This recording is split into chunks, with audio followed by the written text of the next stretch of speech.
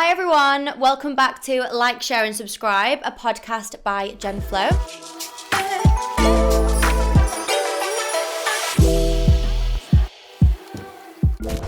And if you're new to this podcast, this is all about creators, the ins and outs of being a creator, and you know, those people that you like to follow on Instagram, YouTube, TikTok. And I'm your host Emma, and I'm joined by Nellis, and I'm actually looking forward to this episode because it is very close to my heart.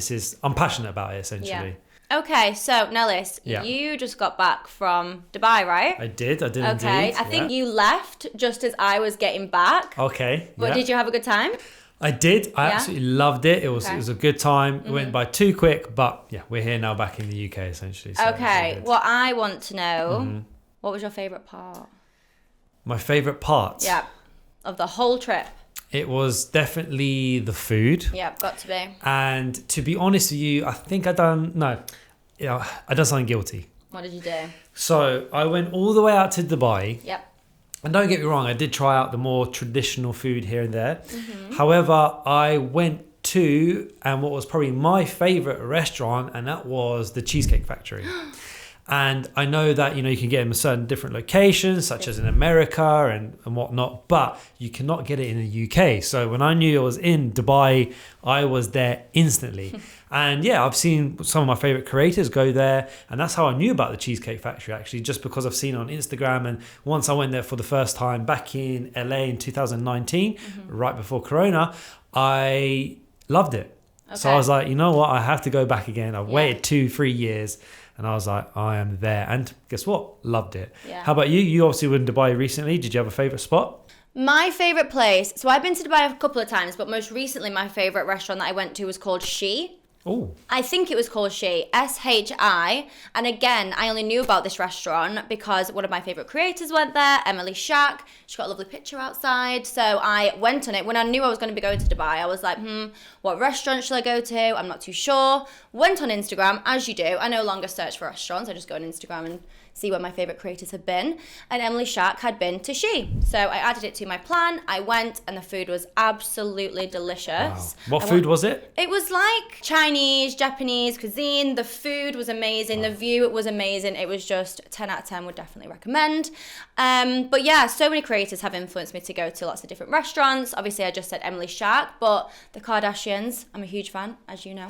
They have been to Nobu over and over and over again. It's been on loads of different Kardashians episodes. I think it's specifically the one in Malibu. Very influential. They're always spotted there. And I'm sure lots of people go there now in the hope that they will spot one of the Kardashians. You talk about creators going and influencing even your decision going there. One that I can relate to with that is Salt Bae. Oh, Salt Bae. Just from his videos alone on Instagram and even other platforms now that he's on, I just wanted to always try it. And now that he's opened up restaurants in Turkey, Dubai, London, I've always just wanted to go to try out the Golden Burger. Yeah. I don't know what it is about it. It probably tastes no different to a normal burger, which I'm pretty sure it doesn't. I still want to go just because I've seen that influence on Instagram, on the stories, just how cool it is. Yeah. Other people going, influencers buying like the gold tomahawk steak. It's more so now just, it's almost a status thing, or just saying I've been there. And it's just, for me, it's more the experience now versus the food. Of course, the food has to taste nice, but I want that whole kind of experience that comes with it. Would you fangirl a little bit if you met him? Yeah, I would definitely get the phone out. I would definitely do two things. One, get a photo with him. Obviously. And two, you would try and do it. No, leave it to the professional, Nellis. I'm not sure. Okay. Have you not seen the video? So what he does, he comes over and he gives you the salt. So he wants you to do it. So you have to have your top form. So you pick out the salt. Yes. And it's just got to bounce off the elbow. Right, so it's like positioning of the hand. Exactly. Perfect. So sounds good. Yeah. So that's one I really want to go to. Haven't been yet. Although I was in Dubai, didn't go. Haven't been to the London one yet. So I'm going to have to put that right very, very soon. Book it in. Exactly. But that actually just brings me on to creators in the food business and industry. We've obviously seen a huge increase in this, and you've seen that yourself as well. I have. One of my all-time favorite creators is a foodie. Her whole platform, she actually has YouTube, she has TikTok, but I found her on TikTok. You probably heard of her. Emily Marico. Of course. You have heard of her? I have. TikTok Salmon. Am I right in saying she's the person where she puts a piece of ice That's on her rice? Yes. Didn't mean that to rhyme, by the way. Ooh. And then she covers it with something. I don't know what it is. She puts it in the microwave. So bear in mind, it's in a microwave. It is. It comes out and the ice cube is not melted. It's not. So 2 questions. How and why? Okay, so when I look for a recipe online, I don't go for it by the book. I kind of put a little Emma spin on it. Okay. Mainly because I just can't be bothered going out and buying all the different ingredients for it. Yeah. But I have tried TikTok salmon, and I can confirm it is absolutely delicious. Okay. Have you tried it? No, I haven't tried it. Okay, you need to try it. If you're a little bit wary and a bit nervous about the ice, piece of advice, just don't go with the ice. Okay. Yeah? Well, have you tried it with the ice? No. No, just... No. Yeah, okay. I don't have an ice machine at home, but no, I've not Yeah. tried it with the ice. But no, she is one of my all-time favorites. I watch her videos all the time. She makes cooking sound and look really fun, and I'm not a cook. Like, I don't really enjoy Yeah. cooking. But after I watch her videos, after I watch her content, I'm so inspired. Get down to Sainsbury's, get a couple of ingredients in and make TikToks and whatever else she likes to make. She does have a YouTube, so obviously you get like bite-sized, pardon the pun, bite-sized content on TikTok. But yeah, she does have YouTube as well, where she has like longer vlogs on there. But I'm still waiting for her. One of my all-time favorite pieces of content that I like to consume on TikTok is when people make at-home coffees. Right. Okay. You said you're a bit of a coffee fan? A little bit? I mean, that's pushing it. Okay. My favourite coffee is vanilla latte, and it probably stops there. Very vanilla, Nellis, very vanilla. So yeah, But okay. it says a lot about me and It coffee. does. Okay, maybe you need to get on TikTok and you need to look at all the different homemade coffee recipes. So after this, you send me all the I links. shall. Yeah. I've got a folder. I can do that. Perfect. Okay, I will do that. But one of my favorite people one of my favorite creators who actually launched her own coffee brand would have to be Emma Chamberlain. She used her YouTube success, her social media platform, to launch her own creator-led brand, which is, of course, Chamberlain Coffee, which has now launched across the US in so many stores, and I am dying to try it. I'm a foodie. What do you call yourself when you're a coffee foodie?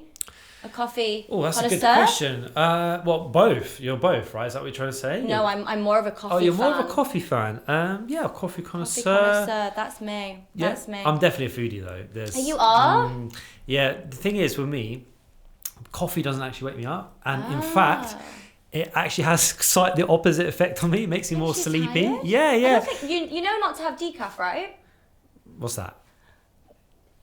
Are you joking? Decaf is not caffeinated. You Well, might be I don't having know. I'm just pouring in the Oh, no, vanilla it's latte, okay. mixing that with water and having it. What, so there's one that makes you sleepy? There's caffeinated coffee, Right. and then there's decaf. And when you have decaf, it has no caffeine in it, so it doesn't make you. So I might be having vanilla You're latte probably that having just decaf. has no Exactly. caffeine. Has no caffeine in it. Okay, actually. Yeah. Let's do it right now. I'll go get your coffee. See if it wakes you up. Okay. Okay, let's You'll try love it. it. You'll Well, love all it. right, Okay, cool. hold I'm on, up for guys. trying. I will be right back. I am back. I have a coffee in this lovely mug. Okay. I think you're gonna love it. Oh, it's nice and warm. I will say that. Yeah, well, yeah, And- it's warm, not iced. Yes. Oh, So, I'm excited. what coffee is this? It is just black coffee. I didn't put any milk in it because I didn't know if you liked like. Yeah, I soy mean, I'm pretty milk, sure oat I'd want milk, but okay. Oh my god. Okay, the attitude. Right. So, black coffee. Black coffee. It is the strongest. I didn't put a sugar in it. Right. either. So just go for it. And there's no sugar as well. What's going on here? No, terrible service. I feel like I need it. No, don't. There might be some ASMR there of me sniffing. Okay, so let's go for it. 3, 2, 1. Ugh. You didn't even drink it. Yes. What do you mean? Yes, You I didn't did. even try it. That's so bitter. Like, how can you enjoy that? Bitter and delicious. I love it. Nah, not for me. Like, Okay. and you would happily drink all of that. I would have 2, 3, 4 mugs full. And this is not decaf. I love it. This is like the caffeinated one. Yeah, it's the Yeah. caffeinated one. Well, Maybe you need to try Chamberlain coffee. yeah, maybe. Did they Me do too. any like lattes by any chance? I don't know. No. Okay. I Well, should know. I'll have a look. Okay, maybe they do. Another, actually, because you talk about creators that Yeah. have been creating businesses with coffee and food. Yes.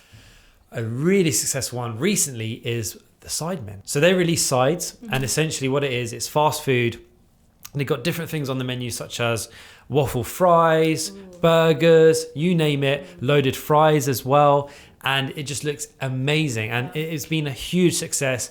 In the first few weeks, it was actually sold out. So if you went online, I tried it myself. I went online and tried to order. You just couldn't. It was just completely sold out. You couldn't do it anywhere. And there was a few times where a few of the members of the Sidemen would actually tweet out saying, quickly go onto this website. It's in stock here in this location. If you're there, check it out. One of them was kind of near me and I tried it. Sold out within seconds as well. Wow. So, but now it's a bit more obtainable. Yeah. You can go on now and find it. But it was that like obviously huge rush for it, and it still is. It's still hugely popular, and I can confirm it is 10 out of 10, and absolutely love it. Yeah. So yeah, it's been another success story. And they've only launched with a few, let's say, products or food, and who knows what they'll move into next. But it's just a formula where everyone's been loving it. It's a huge success, and I can't wait to see what else they bring. Yeah, I mean, everyone's a little bit of a foodie now, aren't they? All the creators are doing it. All of them are doing it. If we go over to the US, one of the biggest creators over there, I'm pretty sure he's actually the 5th most followed person or subscribed person on YouTube.